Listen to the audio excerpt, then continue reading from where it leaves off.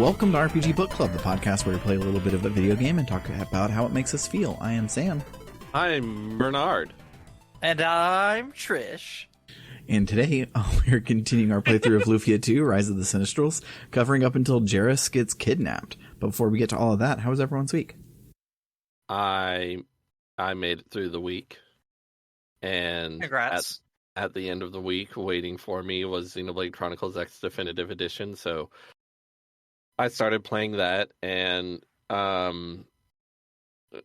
it's like, what if a Xenoblade game was maximalist? Which, they're already famously maximalist. Yes, exactly. Okay. It's insane. You need to understand how much those words you've just said makes me go, damn, should I play Xenoblade? Yes. Yes. Because I love maximalism. Maximalism is my favorite artistic thing.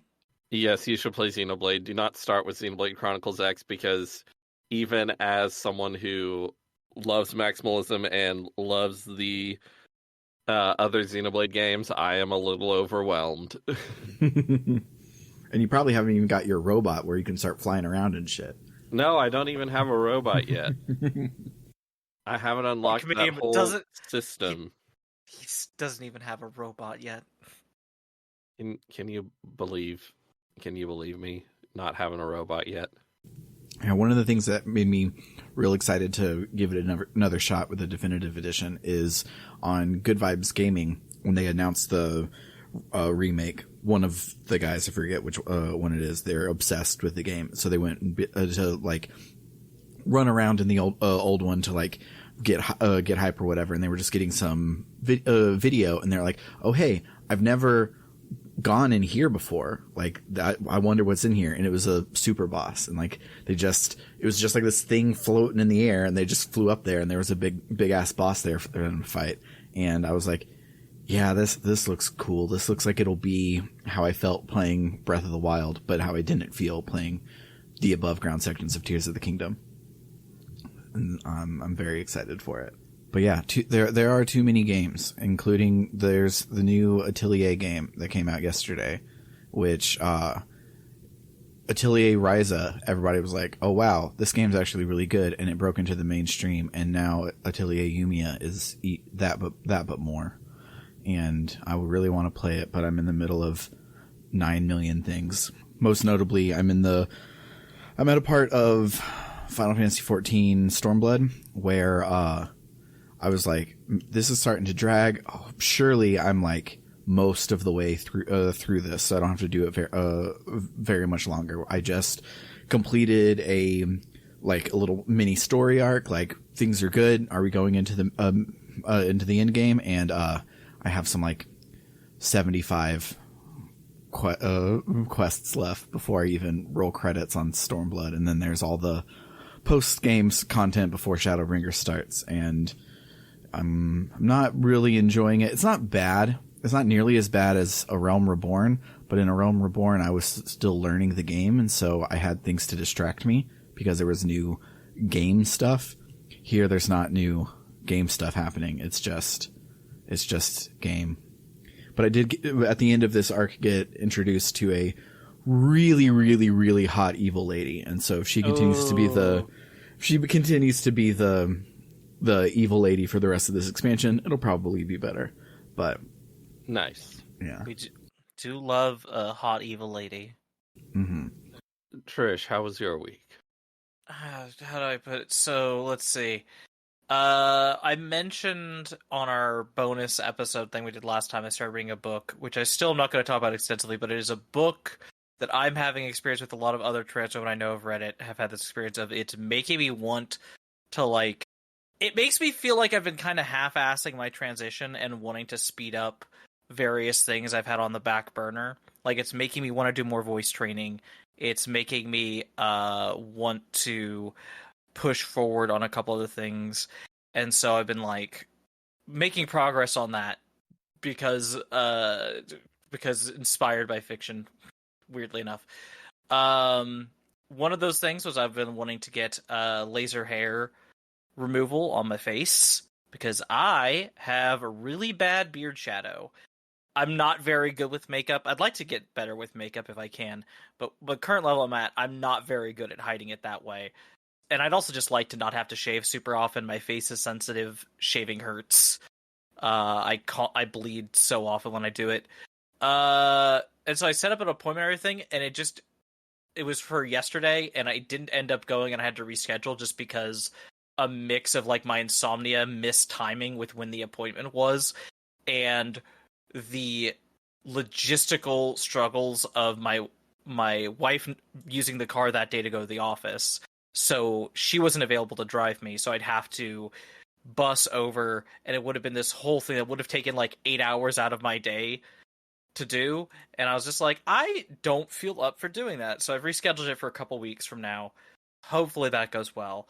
Simultaneously, I'm continuing my process of trying to do all the health insurance shit I need in order to go to the doctor and also have everything in the right name. And I finally worked up the energy to be like, okay, I'm going to call my health insurance to be like, hey, I need to do that. The good news is it turns out all I had to do was be like, yeah, I want to switch over from that provider to this provider. And they went, cool, it's done. And I was like, oh, that was so easy. But the other thing, the bad news is that they were like, yeah, so you changed your name. We sent you a thing. I was like, yeah, I got it. I thought that was just like because I did this thing on accident on the online thing. Like, no. Because you did it, you're doing a name change. You need to send us your social security card and your passport, and both of them have to have your new name on them. And if I don't do that by mid-May, I lose my health insurance. I don't have my name changed on either of those documents yet. God damn it. So, luckily, it shouldn't be too hard to change those two things by then.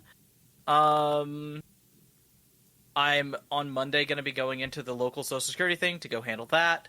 Hopefully I can get it before the fucking administration shuts it down. And then the passport thing hopefully won't be much of an issue. I'm a little stressed, but I'm trying not to be. But that's mostly been my week, is those things. That sounds very stressful. I wish existing wasn't so stressful for you. I wish that too. I wish that with all my heart and my soul. I wish that with my upcoming vote for the Wisconsin Supreme Court on April 2nd. So if anyone listening in around here, you should go vote next week. It's important. It's very important. I wish they had laser hair edition because I want a good beard, but I can't grow one. God, that's sad because I, on the other hand, I had a beard for over 10 years. And for people who like beards have said I had a fairly good beard. But the idea of ever having a beard again makes me feel nauseous. I'm sorry. I wish I could donate my beard to you. It would probably be the wrong color. I did. So other thing is the sad thing is because hearing about laser hair removal, one of the things I've always heard is like you want to have at least some of the hair you want removed grown out for it. Like I've heard that a number of times, and so I was waiting for this appointment. I didn't shave for like 4 or 5 days, so I had way too much scruff. Very dysphoria inducing. Hated it. And then when I was rescheduling, I was like, "Oh, by the way, I heard this," and they're like, "Well, it depends what color is the hair?" I was like, "Oh, it's very dark, like it's a dark brown." They're like, "Oh, yeah, you can shave. You don't need to grow that out at all." I was like, "Oh, well, thanks." I just my brain. I gave myself that horrible dysphoria for nothing. Yay! The only other thing that I did this week is my new friend Jinx saw my Game Boy, or my fake Game Boy, my Ambernick SP, and we're like, "Oh, that's really cool. If I bought one, could you set it up for me?" And I was like, "Absolutely, I would love to do that." And then they bought 3, one for them and for both of their roommates, and so I set up 3 of them this week, and I actually feel like I talked about this last time. No, I think I talked about it in the Discord. but yeah, not you on talked the, about the Discord, not on podcast. But yeah, I didn't want to overwhelm them with 11,000 games because they also have ADHD and would never pick a game. So I put on the tiny best set, but 2,000 games is still too many games. So I put in collections, but each collection ended up being like over 100 games. So I also picked these are the top 10 games that I recommend and put those in a list. And it was a lot of fun to go through and like, it was kind of making like mixtapes, but of video games for specific people in my life, which was really cool. Like, one of the roommates is really into Mass Effect and, BioWare RPGs in general. And, as we mentioned last week, Star Control 2 is freeware now because they scrubbed off all of the IP. And so the game that Mass Effect wanted to be is a free game that works on the Ambernix through Portmaster. And so I was able to put that on there, which was like so cool. Cause in no way, cause he put the list, cause he's not a retro gamer. He put the list of like the games that he wanted and it was all like Mass Effect, Dragon Age Inquisition. And I'm like, yeah, I can't do any of this, but, I'll see what I got. And so it was a lot of fun doing little things like that. Big That's recommend, really fun. Big recommend making a retro game mixtape for people that you love. Especially if those are the kind of people to actually then play it. Yeah, no, that's really sweet of you. But the other thing I did this week is I married a girl I just met and then time skipped a whole year. So let's listen about that after this brief musical interlude.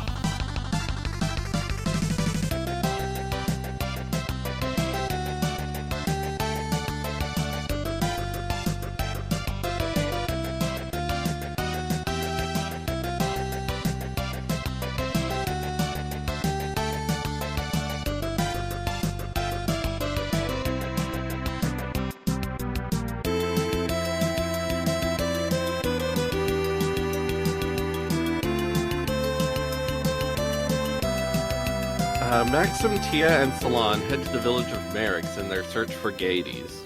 The townsfolk say that the man who destroyed Gordovan appeared in the cave to the north and destroyed the bridge there. They can't repair the bridge because a bunch of monsters appeared in the cave.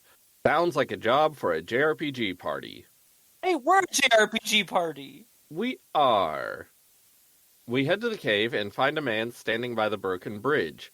He says he can't fix the bridge because of all the monsters, but, like, there aren't any monsters on this floor. And if there were enough monsters to prevent him from repairing the bridge, surely they would also make it too dangerous for him to be loitering here? We head into the cave and eventually find an empty room. Tia wanders around and falls through a hidden pit. Salon is quick to jump in after Tia, despite Maxim saying it would be reckless. Salon lands safely and dispatches a monster who's about to attack Tia. Maxim jumps in after her and thanks Salon for saving Tia. Then Salon falls into a hidden pit herself. Maxim jumps in after her. She's fine, and she jokes about Maxim being so reckless. Maxim and Salon share a vaguely tender moment, and Tia thinks about how all this would be easier if Maxim weren't kind-hearted. I'm restraining myself from moms later. We get deeper into the cave and destroy an orb which was apparently causing the monsters to happen. We emerge on the other side of the broken bridge and call over to the guy that he's safe to repair the bridge now. He does so and tells us to come visit him in Merix for a reward. The long play I'm watching to take notes doesn't do this for some reason, but if I recall correctly, I think you get a dragon egg. Oh, I need to go do that then. I'm pretty sure that's what you get for going back. I also found another dragon egg this week. Yeah, I've got 2 so far, so if I went back and got that from him, that'd give me a 3rd. Yeah, I have 2 as well. We go back through the cave to the Boundary Kingdom on the other side. When we arrive at the castle, a villain appears. He owns a soldier and marches in with a bunch of monsters. A swordsman with dragon... Why did I say swordsman? This guy is a superhero. He's Swordsman. Oh, see, it makes me think of a Mega Man, like Robot Master. Swordsman! I'm sure there was a Swordman. Let me... I know there's Blade Man. There's Blade Man. I don't know about there's a Sword Man. There is a Swordman. Of course there is. I looked it up. He's from Mega Man 8. Cool design. Yeah, I was about to say. Anyway, a swordsman with Dragon Quest VI hero hair steps out of the castle and confronts the villain. We might remember this guy from the intro as Dakar. The villain introduces himself as Idura and says he was sent here by a certain someone. Dakar demonstrates that he's stupid, and Idura says he's here to destroy the kingdom. He sicks the monsters on Dakar, who easily dispatches them. Idura, frustrated, teleports away. The prince of the kingdom and his servant Joseph come out of the castle, and the prince is all like, "Who's attacking the kingdom? Let me at him." Real Scrappy-Doo energy. Yes. He sees a jelly, which is the lowest level enemy in the game, and which apparently Dakar didn't quite kill in the fight. The prince kills the jelly, and Joseph goes on and on about how brave the prince is and how he saved the kingdom. The prince heads inside, and Maxim goes to talk to Dakar. Dakar realizes Maxim is none other than Maxim, the famous JRPG hero. Dakar says he wants to duel, but Maxim says he's here to ask about Gades. Dakar has heard of him, and says he'd love to meet him and take him down. He speculates that Idora was sent by Gades. Dakar flirts at Salon, who seems amused by this attempt. Dakar heads inside, and the party goes to speak with the king. Before the party can even say anything, a soldier runs in and reports that Idura has escaped to the labyrinth to the north. The prince says he will defeat Idura himself. Dakar enters and is like, no, don't do that. I'll handle it. It's fine. You don't need to do this. The prince seems to think he'll defeat Idura easily and runs off with Joseph. The king asks Dakar to follow him, and it becomes clear that the prince does this kind of thing often, and Dakar always has to go fix things. Yeah. The party, still having not spoken a word since entering the throne room, leave and head to the North Labyrinth. It makes sense that they'd go, since Idura is a potential lead on Gades, but the scene is a little weird if you don't take the time to speak to the king and everyone as NPCs. Mm-hmm. Yeah, the more I play this game, the more I can't imagine what like a speedrun version of the plot looks like, because there's so much that like you pick up from NPCs, but if you're just running from cutscene to cutscene, it is very disjointed. The party reaches the bottom of the labyrinth and walks onto a platform where they can see the prince and Joseph waiting. Then the ground around the platform falls away and Idura appears. He says he's blocked the escape spell, so they're trapped. He summons monsters. After we kill the monsters, he summons more monsters. Oh no! After we kill the more monsters, he says he can just summon monsters indefinitely. But then Dakar appears. He taunts Idura, who summons monsters around him. Dakar quickly owns the monsters, and Idura makes some weak excuse before teleporting away. Dakar steps on a switch which extends a bridge to the platform and speaks with the prince. The prince has realized he's a weak-ass scrub and asks Dakar to train him. Dakar leaves with the prince and Joseph. Salon wonders if he's not as stupid as they thought, but then he returns and asks how to solve the puzzle in the previous room because he forgot. The puzzle in the previous room is just pushing a pillar onto a switch. This scene is very funny. It's very good. Because like the actual puzzles for that dungeon were like kind of brain twisters, and I was having to think, and then I get past this last safe point, and it's like, push this onto a pillar, onto the switch. I'm like, that's nothing. And yeah, then, why is that even there? But it's there for a story reason. And it's so good. It's there for a good joke. Sam, I love that you said brain twister instead of brain teaser. Yeah. Yeah, these puzzles. It does twist your brain. It's a tongue twister for your brain. Exactly. You could say that these puzzles really break No. your mind over it. The party heads back to the Boundary Kingdom. When they arrive, a soldier tells them Gades came by while they were in the labyrinth. He just spoke with the king and then left. The party heads to the throne room and asks what happened. The king says Gades just delivered a warning. He said he would sink Same Island, where Parcelite is. He also said he would destroy the Boundary Kingdom. Maxim asks what demands Gades made, but the king says he didn't ask for anything. He just told him what he was going to do. It was a real Magneto, hey, I'm going to do this, fuck you. Yes, except Gades wasn't right.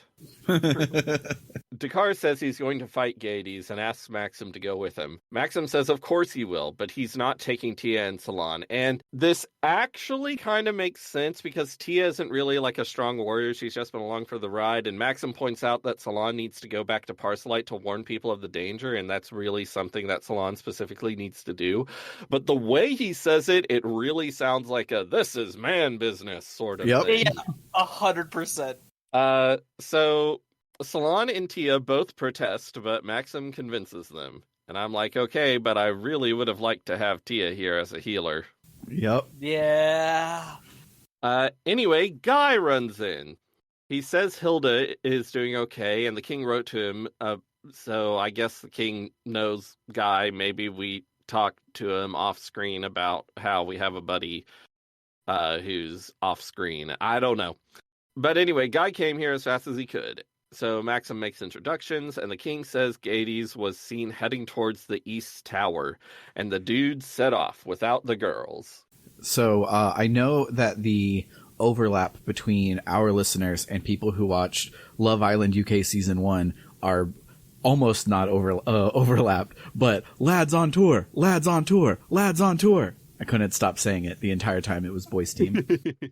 So yeah, Dakar and Guy have joined the party, and Dakar is strong. So good. Tip, put Maxim in the back row now, because he's actually a bit squishier than Guy or Dakar, and he's the only one with magic now, so he'll be doing a lot of healing. We head to the East Tower, and at the top, Gades appears. He asks Maxim why he continues his pointless resistance. Everyone in the party says a line about not giving up, and the fight begins. This time, we win. Gades backs away across a bridge leading to the tower's annex. And I immediately think of the annex on the tower in East. It's so cool. Maxim pursues as the bridge collapses behind him. Gades flips some sort of switch, says that now same island will sink into the ocean, and disappears. Maxim hears Tia and Salon call to him from the other side of the collapsed bridge. They came here because they were worried about him, but he tells them and the dudes to escape before the tower collapses. Something in the annex must be firing up to sink the island, and he has to stop it. Tia can't accept leaving Maxim behind, even though there's nothing she can do about the collapsed bridge. Salon convinces her that they have to go. They'll just be in Maxim's way if they stay. She tells Tia to believe in Maxim. Everyone leaves, and Maxim solves some puzzles to deactivate whatever device was going to sink the island. Some sort of magic happens and incapacitates Maxim. But luckily Iris appears and warps him back to Parcelite. If like Iris dies at some point in the story, it's going to be like, oh shit, what are we going to do next time? We're stuck in a tower. Right? Salon rushes up. She tells him everyone's fine and thanks him for all he's done. He asks if she's finally accepted him. She says she has for a long time. Salon is overcome with emotion at seeing Maxim safe after what happened and starts crying. Tia watches from a distance, then walks away. She passes by Dakar, who asks if she's okay.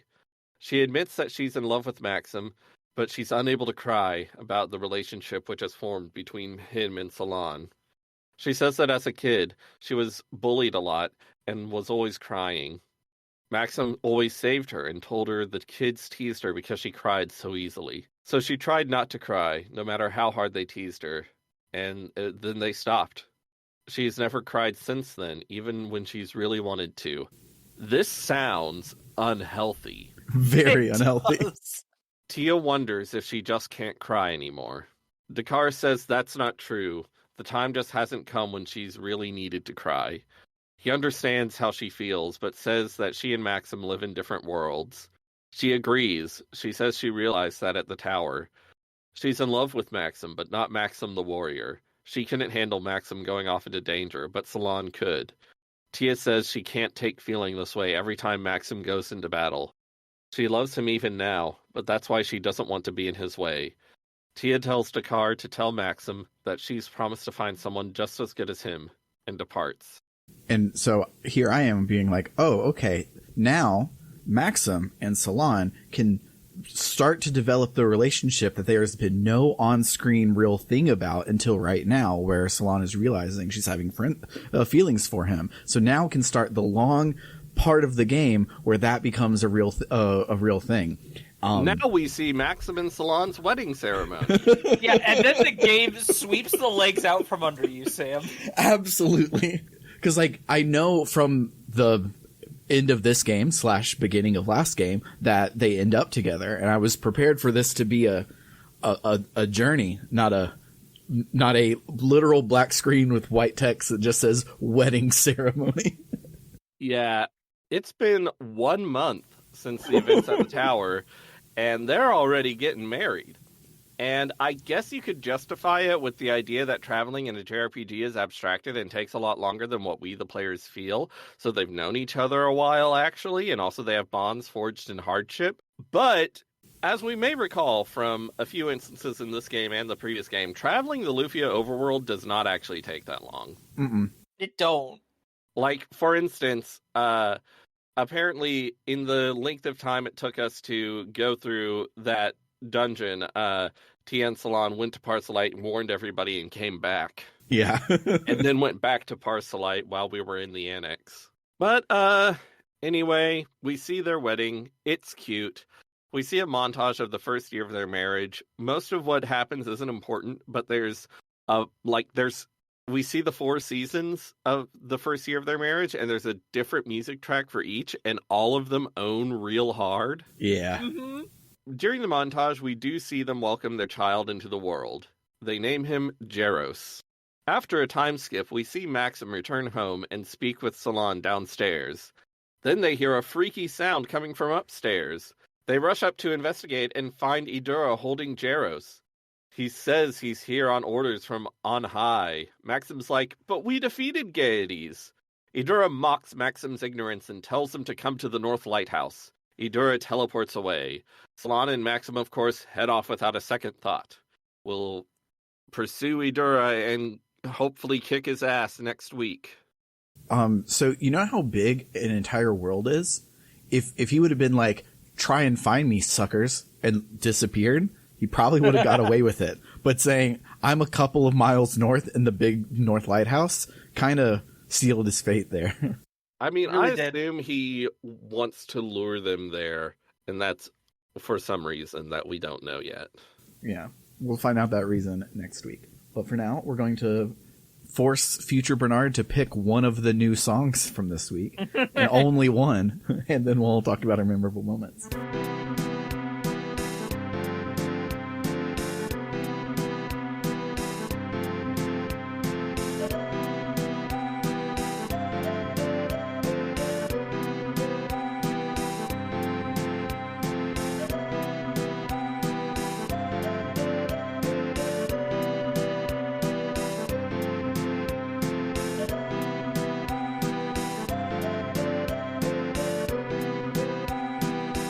Okay, can I go first? Yes. Yes.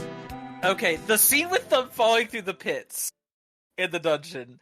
Remember,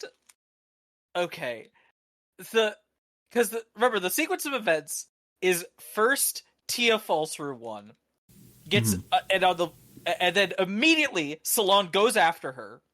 There's a monster threatening Tia. Salon kills it and saves her. And there's a little moment there. And then Salon moves forward, falls through a pit, and Maxim doesn't go up to it as fast as Salon went for Tia, and Tia's like, oh, I can't believe it.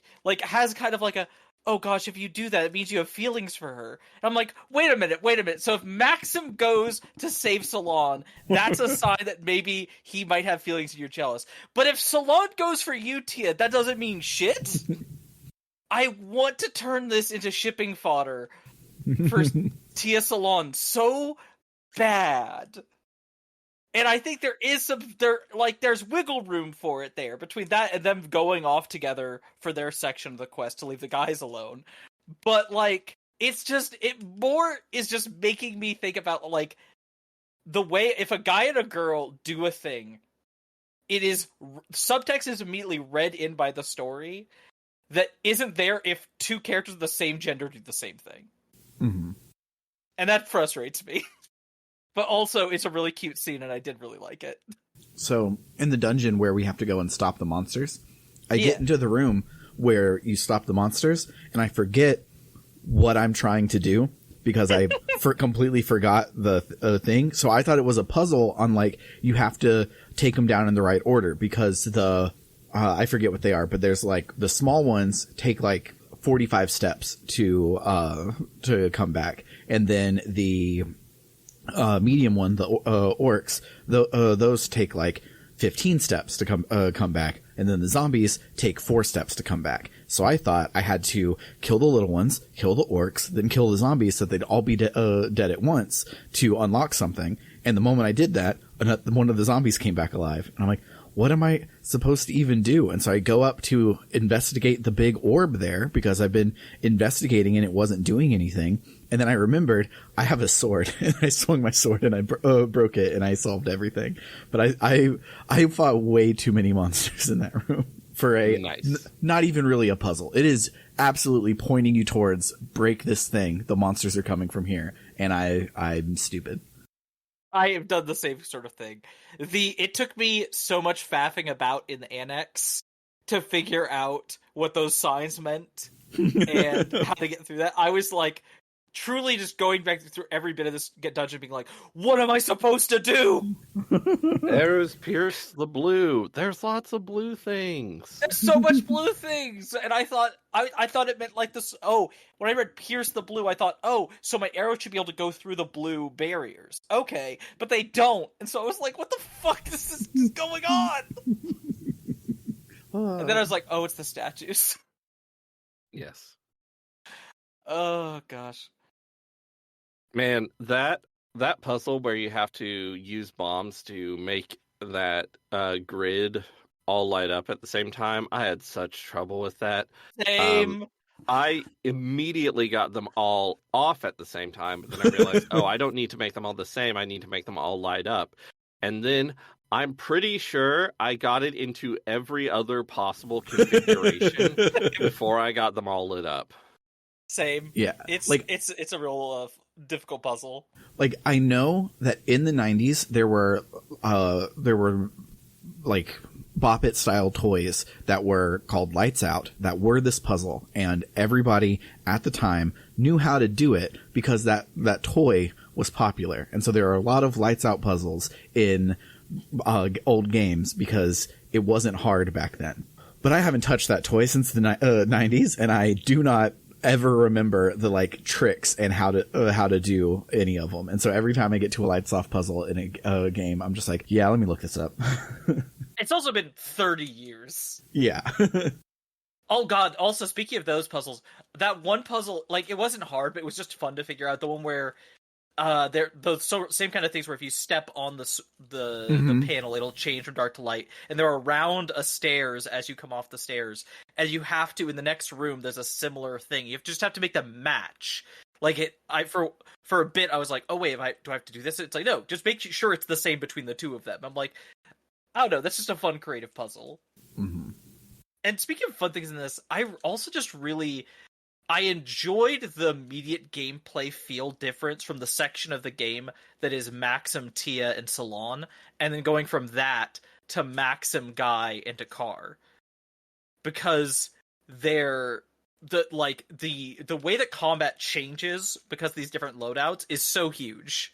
Mm-hmm. And I had been playing non-optimally with Salon and Tia because I have fast forward on R2 and turbo A on L2, and so I would just hold those down, and it would take forever, but I would just heal after every battle just so I could focus on going through the dungeon or whatever. So then when that was optimal, I was kicking ass. The guys' team was so good. It was insane that everybody just should be attacking every turn until you get into trouble, and it was very good. I really liked. I can't remember which piece of equipment gives it to you, but one of them I put on Dakar got a thing that I think it's called, it has Fury in the name, but it gives you a TP ability that lets you boost someone's attack. Which with those 3 dudes, giving that to one of them is great, and I usually used it on Dakar. Have him buff himself because then he's an absolute nightmare. I think that section was also easier because I've got both the first one and the second one of the capsule monsters you get. Both of them I've got to their third form now, and when the fiery one you find in the lava cave is at its third form, it is so strong. It is like it can still be unlucky, and the enemies will focus fire on it and take it out in like a turn. But if they don't do that and it gets to get some attacks in, it can devastate your opponents in a way that's just like, oh, thanks for making that fight even easier, man. Yeah, I still cannot be bothered to evolve my guys. They are there to soak up damage for a turn or two. Though I'm too much of a catch 'em all Pokemon, not as much as you want, but Dragon Warrior Monsters-esque sort of, like, I love that shit. I'll spend the time grabbing items for these guys. I might do it for Shaggy. I named my Shaggy Zoinks, and he's a very good little boy. It's So just good! a Tangela. It's just a Tangela, but like he looks furry, where I should have Tangela named looks mine Terry. weird. Oh, Terry the Tangela. Terry the Tangela. So I'm going to call my shot Okay. and see if I'm wrong in a couple of episodes. But I think so. Remember when we were watching the intro and we were like, and then Dakar, who's not a soon-to-be legendary hero, comes out and does the thing. I think Dakar is going to be in our final JRPG party, and he's going to say it was the prince. That's what I'm feeling is the thing. And so, in the annals of history, the prince is the winner. But Dakar was the one that did all the work because that's kind of the vibe I'm getting. Well, the Interesting. problem is that the fourth party member is Artea, who is Who's the not elf. the prince, and who Yeah. we did see in the opening. I thought, No, it's Artea the elf. Not Yeah. Alex the prince. Which the prince does have a name, I just never said it for some reason. I don't know what it is either. But I'm gonna call my shot. I think Iris is gonna turn out to be Lufia. ooh, that'd be cool. Perhaps. Oh yeah, because in the opening, Lufia was told to go out and do a thing, and this could be the thing that she's going out and doing. Could be. Well, Aram was told to do that. Yes. Aram. Technically. Spoilers for last game. Yeah. Spoilers for last. Which, if you played the last game, spoilers for this game. Yeah. There's no real way to avoid spoilers playing the Lufia games. But yeah, why was I thinking that Prince? Oh, I'm thinking it's because specifically Guy and the Prince looks similar, and so I was putting them together in my brain. That's what I think it was. So never mind. But I think still Dakar rules, and yeah, he rules. I understand like now Dakar. why Anthony named his Discord username after him. It's very good. We already talked about it, but I just really like how you have a room with a mechanical thing in it, and it's just there to set up a character moment. Yeah, no, it's good. That's so cool. Like, I feel like in a lot of games, the mechanics, the level design, all that is just separate from the storytelling. Yeah, like on a diegetic level, it's not like you're not really thinking about how the idea that there are diegetically puzzles in a dungeon that are a thing that exist in universe. Like, that's kind of a thing that you assume is there for gameplay purposes and aren't necessarily literal things happening in universe. But Luffy is like, no, there's absolutely puzzles in here, and people have to do them. Yeah, and also it establishes why Dakar left ahead of you, and but you got to the end of the dungeon well before him. It's because he's bad at puzzles. Mm-hmm. Mm-hmm. He took even longer bombing those things. I forget if it was in that dungeon, but because yeah. we did a couple dungeons this week. Yeah, this game continues to be very good, and I really, really enjoy it. Man, the montage, there wasn't really anything fun or memorable in it, but man, the music was good. Mm-hmm. I think, yeah, like, there wasn't anything that, like, grabbed me as, like, this is special. It kind of gave me, like, a fun, goofy, like, oh, this is the kind of thing that happens in a story, whatever. But the fact that mid-game we had a 1-year time skip, and it was literally these characters are getting married after a couple months knowing each other. Yeah, I do love that at the wedding they call that out. And then I also love the monsters are attacking. We're having our wedding. We can't do that. Then why did you strap your sword to your leg? Oh, you saw that? But don't you have your sword on your back? I mean, well, I'm not complete without it. So I guess let's go fight some monsters. And they dramatically throw off their wedding clothes and have their battle clothes under it and go run off to fight the monsters. That was good, yes. That was very good. You could say that really this is a marriage between 4 entities. It's between Maxim, Salon, and both of their swords. Yes. Yes. Even though Salon's sprite in battle uses a rod. Yeah. Even though you can equip certain swords on her. Mm-hmm. And everyone talks about her swords in cutscenes. Probably just like in the first game, she had a rod in her sprite, maybe. I don't remember, of course. Me neither. But, speaking of swords, so in the montage there, and at one other point, there were sprite-based sword fighting scenes that Kaseki has spoiled me on, and so these were just like, I think the one where Guy and Dakar realize that they're both bros and they should hang out all the time. Dakar like jumps and then there's like stars around him and the screen goes dark and then he lands on top of like covers up Guy's sprite and then they move apart. And they're like, wow, that was a good fight. You have good technique. And I'm like, oh, that's what that was? I had no idea what was going on. And then it happens again in one of during the montage with Salon and Maxim are sword fighting. To be fair, Kaseki does have a rotatable camera. Yes. But yeah, the Kaseki sprite sword fights are so good. Yeah. I think about them often. Me too. I think of the one at the end of first chapter where Agate shows off how Agate he is when everyone's headed to the Imperial City or whatever. I think about that one very often. It's so good. Love Kaseki. Hope to play it someday. Yes. So that will do it for the week. If you like what you heard today, head on over to www.rpgbook.club where you can donate to help support us. If you do, you'll get some extra benefits.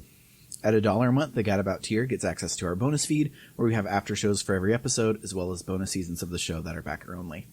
At $5 a month, the Warrior tier gets the above, but I also read their names at the end of every episode, like this. Shoutouts to Frost Terror, Dragonslayer19, Kildranas, Freddy Rodriguez, Ron524, and Jfro Prime. And then at $20 a month, the Luminary tier gets all of the above, plus a one-sentence shout-out to whatever it is they're passionate about. Shoutouts to El Tantivy, who wants you to check out Aftermath.site, a worker-owned, reader-supported news site covering video games, the internet, and the cultures that surround them. Shoutouts to Vimke, who says, over the doors were tiny white figures in a multitude of poses, hundreds to thousands of them, carved using some weird trick where their eyes seem to look right at you. And it's Claire Time says, for you TTRPG nerds, check out Fabula Ultima. I'm not affiliated with the game, I just think it's neat. For RPG Book Club, I've been Sam. I'm Bernard. And I'm Trish. Toodaloo, folks.